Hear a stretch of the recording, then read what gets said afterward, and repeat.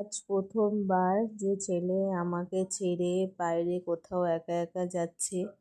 এর আগে কখনোই যায়নি, এত বড় হয়ে গেছে, আজকে এই প্রথম একা একা যাচ্ছে। খুব কান্না পাচ্ছিল, কষ্ট হচ্ছিল, তবুও ওর সামনে কাঁদতে পারছিলাম না, কারণ ও কষ্ট পাবে এটা দেখে। তাই ওর সামনে একটু হাসি মুখে ছিলাম, যে যাতে ওর খারাপ না লাগে। এটা ভেবেই কষ্ট হচ্ছে যে ও কখনোই তো যায়নি একা একা কোথাও, এই প্রথমবার যাচ্ছে।